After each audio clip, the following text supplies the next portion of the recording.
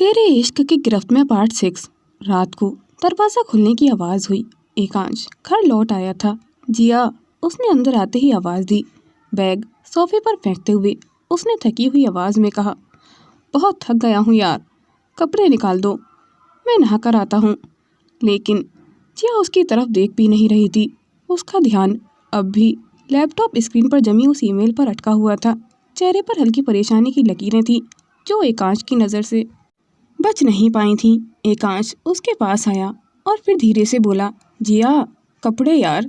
जिया ने बेमन ढंग से सिर हिलाया और अलमारी की तरफ बढ़ गई थी, पर दिमाग अब भी उस ईमेल में ही उलझा हुआ था। बिना देखे ही उसने अलमारी से अपनी नाइटी निकाल ली थी।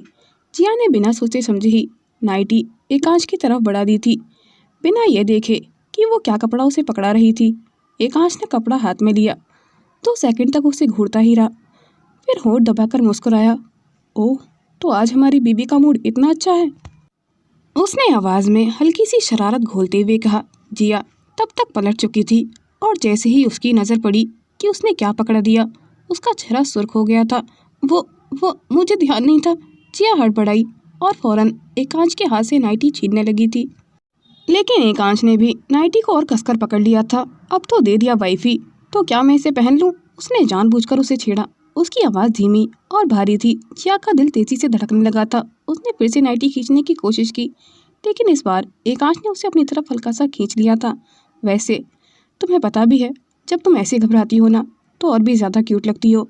उसके इस करीब आने पर जिया का गला सूख गया था, लेकिन वो अपनी घबराहट छुपाते हुए तंज कसे बिना नहीं रह सकी थी। अब थकान नहीं हो रही तुम्हें? एकांश ने उसकी आंखों में थोड़ा गहरा देखा, फिर मुस्कुराकर नाइटी उसके हाथ में थमा दी थी। ठीक है मिसेस ओबरॉय, अभी के लिए छोड़ रहा हूँ, लेकिन यह हिसाब रात के डिनर के बाद चुकाना पड़ेगा। जिया का चेहरा फिर से तपने लगा था। एकांश मुस्कुराता हुआ बाथरूम की तरफ बढ़ गया था। थोड़ी देर बाद एकांश नहाकर बाहर निकला। बालों से पानी की बूंदें अब भी उसके गले तक गिर रही थीं। उसने तौलिया कंधे पर डाला हुआ था और टी-शर्ट पहनते हुए हल्की मुस्कान के साथ जिया की तरफ देखा। तो मैडम, डिनर लगाया है या आज सिर्फ? जिया ने झटका खाते हुए खुद को ईमेल के ख्यालों से खींचा और जल्दी से बोली, हाँ अभी लगाती हूँ। और वो किचन की तरफ बढ़ गई थी, लेकिन उसके कदमों में वही हल्की बेचैनी थी। अगली सुबह सूरज की हल्की किरणें पर्दे के पीछे से कमरे में उतर रही थीं। जिया की आंखें कब खुली उसे खुद भी पता नहीं चला था, लेकिन जैसे ही उसने करवट ली, बाथरूम से भाप के साथ एकांश के नहाकर निकलने की आवाज़ आई। और जब दरवाज़ा खुला, एकांश बालों से टपकते पानी की बूंदों को तौलिए से रगड़ता हुआ बाहर आया था। उसकी वाइट शर्ट आधी भीगी हुई थी और कॉलर से पानी की पतली धारें उसके गले से नीचे बह रही थीं। जिया की निगाहें अपने आप ही उसकी तरफ खिंच गई थीं और फिर वहीं अटक गई थीं। 1 पल, 2 पल, वो चाहकर भी अपनी नज़रें नहीं हटा पाई थी। एकांश ने ये सब नोटिस किया। उसकी निगाहें जिया पर पड़ी और फिर वो हल्के से मुस्कुराया, फिर तौलिया बेड पर फेंकते हुए उसकी तरफ बढ़ा। उसने जिया के पास झुककर धीमे से फुसफुसाया, मिसेस ओबरॉय, अगर आप इस तरह मुझे देखेंगी तो खुद पर कंट्रोल करना सच में मुश्किल हो जाएगा। उसकी बात सुनकर जिया ने अपना चेहरा तकिए में छुपा लिया था। एकांश उसकी तरफ झुका ही था कि जिया ने उठते हुए कहा, जाओ अब। जिया ने तकिया हटाया और उठने लगी थी, लेकिन जैसे ही खड़ी हुई थोड़ी लड़खड़ा गई थी। एकांश ने झट से उसका हाथ पकड़ लिया था और जिया का चेहरा हल्के से उसकी शर्ट के कॉलर से टकरा गया था। जिया ने खुद को संभालते हुए खिसियानी हंसी में कहा, देखा, आप ही की वजह से मैं गिर गई। और फिर उसने धक्का देकर बोली, जाइए अब। एकांश ने हंसते हुए उसके माथे पर हल्के से हाथ फेरा और ब्रीफकेस उठाकर निकल गया था। दोनों को इस बात का कोई अंदाज़ा ही नहीं था कि जिया की लिपस्टिक का गहरा गुलाबी निशान अब उसकी सफ़ेद शर्ट के कॉलर पर छप चुका था। ऑफिस में एकांश जैसे ही अपने फ्लोर पर पहुंचा, सभी स्टाफ की निगाहें उस पर अटक गई थीं। असिस्टेंट समृद्धि ने फाइल देते हुए नज़रों से उसकी कॉलर की तरफ इशारा किया, लेकिन कुछ कहने की हिम्मत नहीं हुई थी। गॉसिप धीमे धीमे पूरे ऑफिस में फुसफुसाए जाने लगे थे। लगता है बॉस आज जल्दी जल्दी में निकले हैं। देखा, कॉलर पे किसका निशान है यार? भाभी जी की मोहब्बत छपी है आज तो। एकांश अपनी मीटिंग में व्यस्त था। उसे अभी तक कुछ समझ ही नहीं आया था कि लोग इतनी देर से मुस्कुरा क्यों रहे हैं। दूसरी तरफ जिया जब लंच ब्रेक में ऑफिस के मेल में आई अपनी तस्वीरों को स्क्रॉल कर रही थी, तब एक फ़ोटो में एकांश की कॉलर पर उसकी पड़ी लिपस्टिक का निशान साफ दिख रहा था, जिसे देखकर उसका चेहरा सुर्ख पड़ गया था। उसके चेहरे पर गुस्सा और शर्म दोनों एक साथ उबाल मार रहे थे। हे भगवान जी, ये ऑफिस में ऐसे घूम रहे हैं इस निशान के साथ। जिया फौरन अपनी डेस्क से उठी और बिना किसी को देखे एकांश के केबिन में धड़धड़ाती हुई घुस गई थी। एकांश चौंक गया था। अरे यार, तुम ऑफिस में? लेकिन जिया ने उसकी बात काटते हुए तड़ाक से कहा, शर्ट उतारो अभी। एकांश की आंखें चौड़ी हो गई थी। एक्सक्यूज मी यार, ये सब ऑफिस में ठीक नहीं। लेकिन जिया ने गुस्से में उसकी कुर्सी के पास जाकर कहा, मैंने कहा ना शर्ट उतारो अभी। एकांश मुस्कुराया लेकिन थोड़ा खिसकते हुए बोला, तुम्हें पता है लोग क्या सोचेंगे कि मेरी बीवी कितनी पजेसिव है। लेकिन जिया ने उसकी कॉलर पकड़कर उसे शीशे के सामने घुमा दिया था। देखो खुद, तुम्हारे रोमांस के सबूत पूरे ऑफिस में घूम रहे हैं। एकांश ने जैसे ही देखा उसके चेहरे पर भी ओचिट वाला एक्सप्रेशन आ गया था। फिर वो हल्के से हंसा। तो ये बात थी।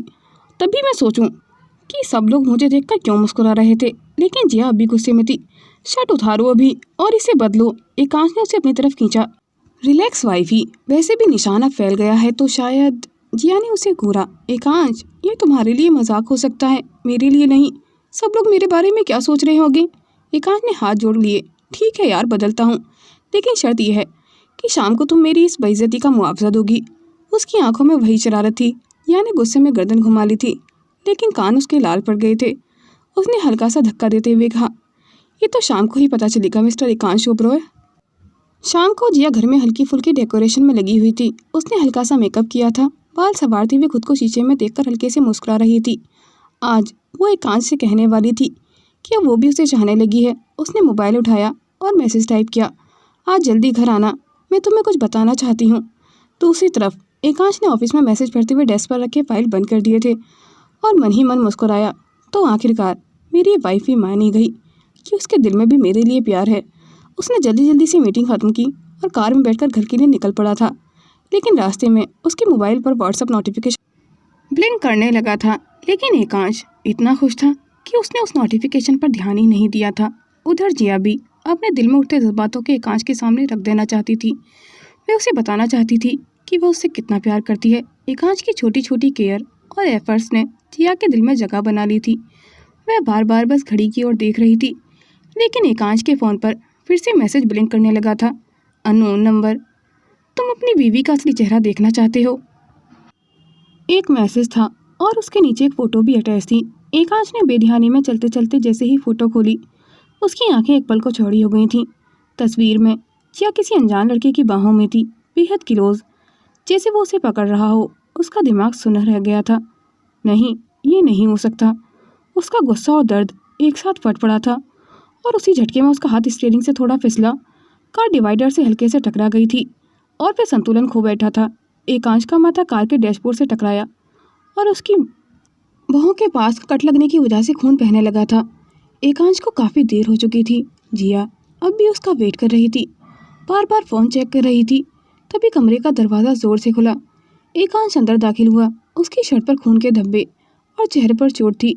जिया का चेहरा फक पड़ गया था। एकांश, ये क्या हुआ तुम्हें? वो दौड़कर उसके पास आई और उसके चेहरे को छूने के लिए हाथ बढ़ाया। यहाँ से खून आ रहा है। लेकिन अगले ही पल एकांश ने उसका हाथ कसकर पकड़ लिया था। जिया चौंक गई थी। एकांश ने गुस्से में उसे दीवार से लगा लिया था। दोनों के बीच अब बस सांसों की दूरी रह गई थी। उसकी आंखों में जलन, गुस्सा और दर्द, सब कुछ साफ था। क्या तुम्हें सच में लगता है जिया कि मैं तुम्हें किसी और की बाहों में देखने के बाद भी खुद पर कंट्रोल रख पाऊंगा? जिया हड़बड़ा गई थी। एकांश, ये तुम क्या कह रहे हो? किसकी बाहों में? लेकिन एकांश ने उसका चेहरा अपने हाथों से पकड़ा और ज़बरदस्ती उसे अपनी तरफ खींच लिया था। शट अप जिया, बस चुप रहो। मैं तुम्हें किसी और का होते हुए नहीं देख सकता, कभी नहीं। उसने उसे किस करने के लिए झुकना चाहा। जिया ने हल्के से उसे धक्का दिया। नहीं एकांश, प्लीज़ पहले मेरी बात सुनो। तुम कहना क्या चाहती हो मुझे कुछ समझ नहीं आ रहा। और ये चोट तुम्हें कैसे लगी? लेकिन एकांश, उसका दिमाग उस पल में कुछ सुनने को तैयार नहीं था। उसकी पकड़ और ज़्यादा कस गई थी। तुम मेरी हो, सिर्फ मेरी, और अब मैं ये साबित करके रहूँगा। जिया का दिल ज़ोर ज़ोर से धड़क रहा था। उसकी पीठ दीवार से सटी हुई थी और सामने एकांश की पकड़ इतनी टाइट थी कि वो चाहकर भी खुद को पूरी तरह छुड़ा नहीं पा रही थी। तुम मेरी हो, सिर्फ मेरी। एकांश के शब्द उसके कानों में गूंज रहे थे और अगले ही पल उसने जिया के होठों पर अपने होठ रख दिए थे। जिया ने पहले हल्के से उसके सीने पर हाथ रखकर रोकने की कोशिश की। एकांश, नहीं। लेकिन उसकी आवाज़ जैसी हल्की पड़ती जा रही थी। उसके भीतर एक अजीब सी गर्माहट फैल रही थी। उसकी सांसें तेज थीं और उसकी उंगलियां जिया की कमर पर कसने लगी थीं। जिया का जिस्म हल्का सा कांप गया था। उसके हाथ जो अब तक एकांश को रोक रहे थे, अब धीरे धीरे उसकी शर्ट के कॉलर को पकड़ने लगे थे, जैसे उसके दिल ने भी हार मान ली हो। तुम किसी और की नहीं हो सकती, कभी नहीं। उसके शब्दों के साथ उसकी हर किस और भी गहरी होती जा रही थी। जिया की सांसें लड़खड़ाने लगी थी। उसने हल्के से एकांश के कंधे पर सिर टिका दिया था और खुद को उसकी ओर करीब खींच लिया था। उसकी उंगलियां अब एकांश की शर्ट को भींच चुकी थीं और उसके होंठ भी जवाब देने लगे थे। कमरे में अब सिर्फ उनकी टूटी फूटी सांसों की आवाज़ें गूंज रही थीं। वो दोनों जैसे उस पल में खो गए थे। एकांश की सांसें बेकाबू होती जा रही थीं। उसके होठों की हर हरकत जिया के दिल की दीवारें तोड़ रही थी। उसकी पकड़ अब भी कसकर जिया की कमर पर थी और जिया की पलकों ने जैसे पूरी तरह हार मान ली थी। जिया ने एक पल के लिए उसकी शर्ट के कॉलर को कसकर पकड़ा और फिर उसकी उंगलियां खुद ब खुद उसके बालों में उलझ गई थीं। उसने हल्के से एकांश को पीछे धकेलना चाहा, लेकिन उसकी आंखों में देखकर जैसे वो सब कुछ भूल गई थी। एकांश, मेरी बात सुनो। उसकी आवाज़ में हल्की सी कपकपाहट थी। एकांश ने उसकी आंखों में देखा और उसकी पेशानी पर अपना माथा टिका दिया था। तुम्हें नहीं छोड़ सकता जिया, कभी नहीं। तुम मेरा इश्क हो। उसकी आवाज़ में पॉजिटिवनेस थी, लेकिन साथ ही टूटे हुए इंसान की बेचैनी भी। जिया का दिल कांप उठा था। उसने धीमे से अपनी उंगलियां उसके चेहरे के चोट पर फेरी, जहाँ थोड़ी सी खरोंच थी। तुम सच में पागल हो एकांश। उसके लबों से फुसफुसाहट सी निकली थी, लेकिन अब उनमें गुस्सा नहीं था। एकांश ने उसका हाथ पकड़कर चूम लिया था और फिर दोबारा उसके होठों पर अपने होठ रख दिए थे। जिया का बदन सिहर गया था। उसके हाथ खुद ब खुद एकांश की पीठ पर खिसक गए थे और उसके होठों ने भी अब रुकना बंद कर दिया था। उसके होठ अब एकांश को नहीं रोक रहे थे, बल्कि उसी की तरह तड़पते हुए जवाब दे रहे थे। एकांश की पकड़े में जकड़ी हुई जिया अब खुद भी उसके और करीब सिमट गई थी। एकांश ने जिया की कमर के दोनों हाथों से पकड़कर उसे दीवार से हटाकर अपने सीने से लगा लिया था। एकांश ने जिया को अपनी बाहों में भरते हुए धीरे धीरे उसे दीवार से हटाया। उसकी उंगलियां अब जिया की कमर के पीछे फिसल रही थीं और उसकी सांसें अब भी जिया के कानों के पास गर्म धड़कती हुई महसूस हो रही थी। जिया की पकड़ खुद ब खुद एकांश की शर्ट के कॉलर पर कस गई थी, जैसे उसके दिल ने अब खुद को पूरी तरह उसके करीब आने की इजाज़त दे दी हो। जिया की सांसें बेतरतीब हो रही थीं और उसके पलकों के नीचे छुपी शर्म और उसके होठों पर छुपी तड़प दोनों अब खुलकर सामने आ रहे थे।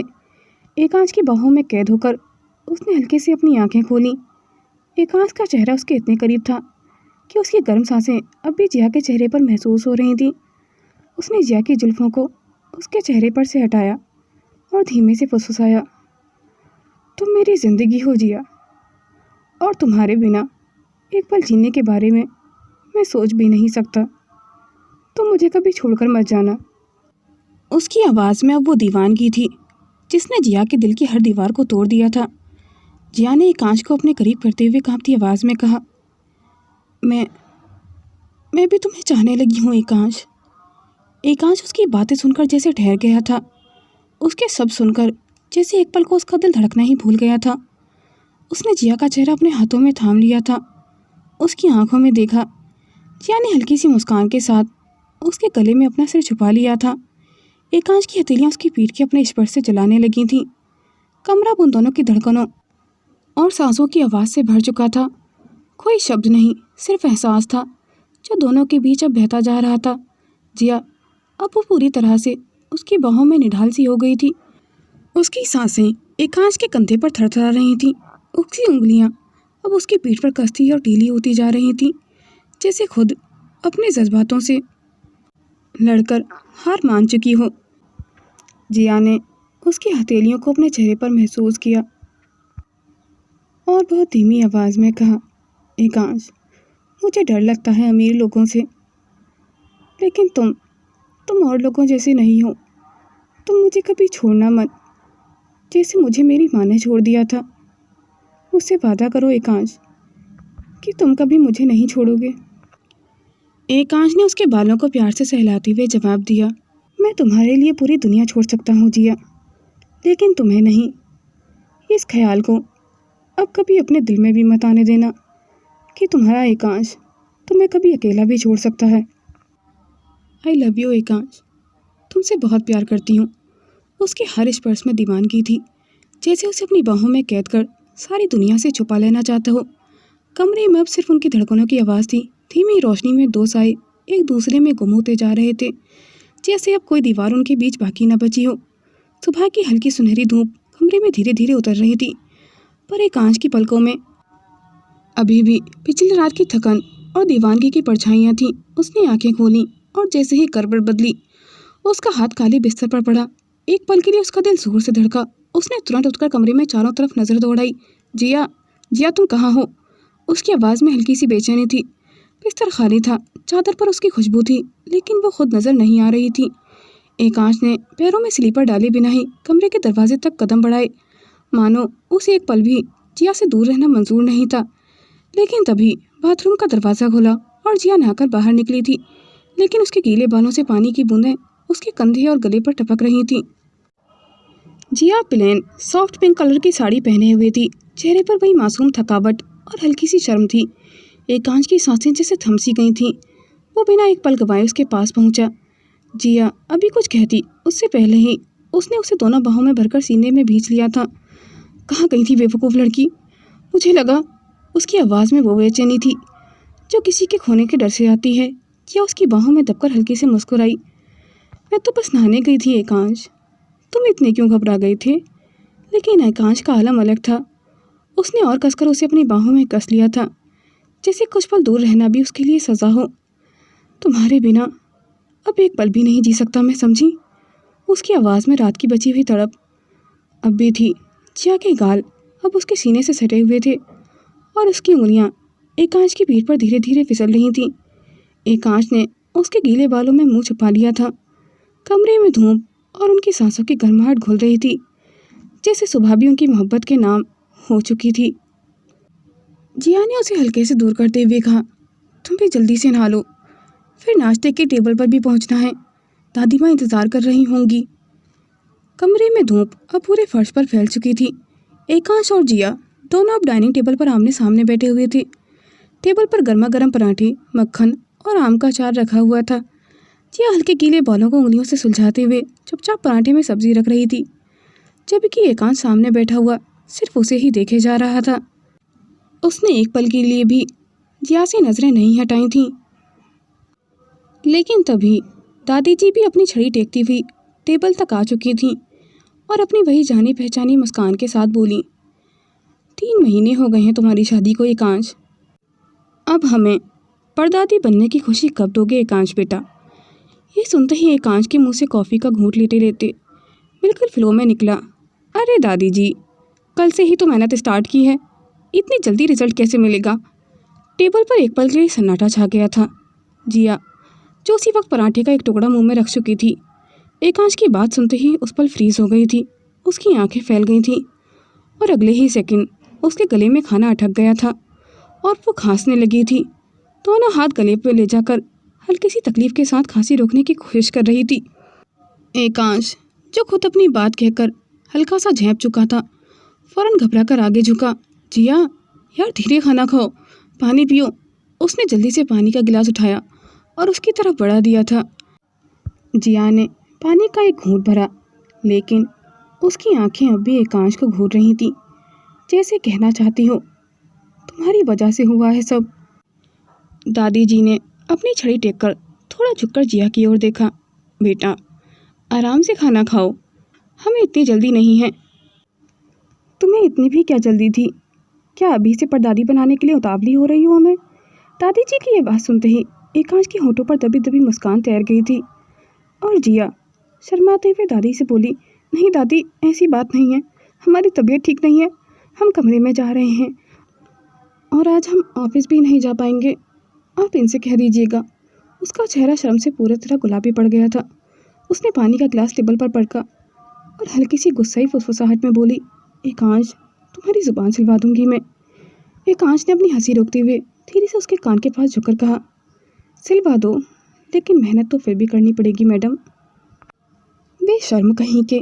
और इतना कहकर जिया जल्दी से उठकर अपने कमरे की तरफ तेज़ी से चली गई थी। टेबल पर अब सिर्फ पराठों की खुशबू नहीं, उनकी मीठी नोकझोंक और दबी दबी हंसी भी फैल चुकी थी, जैसे सुबह की धूप उनके प्यार में भीग चुकी हो। ऑफिस में एकांश अपनी रिवॉल्विंग चेयर पर थोड़ा पीछे झुका हुआ था। उसकी आंखें अब भी लैपटॉप स्क्रीन पर टिकी हुई थीं। वही फ़ोटो खुली हुई थी जो कल रात उसके व्हाट्सएप पर आई थी, लेकिन अब भी जैसे उसकी नसों में आग भर रही थी। फ़ोटो में वो शख्स और जिया का परेशान चेहरा। उसने गहरी सांस ली और इंटरकॉम का बटन दबाया। शाल्वी को अभी मेरे कैबिन में भेजो। कुछ ही पलों में शाल्वी, जिया के बचपन की दोस्त, हल्के डरे डरे कदमों से कैबिन में आ चुकी थी। उसके चेहरे पर हल्का पसीना था। एकांश की नज़रें एक पल को भी स्क्रीन से नहीं हटी थीं। वो तस्वीर उसके दिल में आग लगा रही थी। उसके चेहरे पर गुस्सा और आवाज़ में ठंडापन उतर आया था। बैठो शाल्वी। शाल्वी घबराई हुई सी उसकी सामने वाली कुर्सी पर बैठ गई थी। उसके हाथ आपस में जकड़े हुए थे। एकांश ने फोटो पर स्क्रीन की ओर इशारा किया। आंखें अब सीधे शाल्वी पर टिकाई हुई थीं। ये फ़ोटो, इसके पीछे की असली वजह जानती हो शाल्वी? शाल्वी का चेहरा एकदम सफ़ेद पड़ गया था। होठ कांपे थे, आवाज़ फंसी हुई थी। सर मैं। एकांश ने अपनी उंगली से डेस्क पर हल्का सा थपथपाया। देखो शाल्वी, मैं अच्छे से जानता हूँ जिया को। वो ऐसी लड़की नहीं है। और तुम जिया के इतना करीब हो कि उसके हर राज को जानती हो। तो सच बोलो, मुझे सब जानना है अभी। उसकी आवाज़ अब और गहरी और सख्त हो गई थी। शाल्वी ने अपनी आंखें बंद की, जैसे अपने अंदर हिम्मत जुटा रही हो।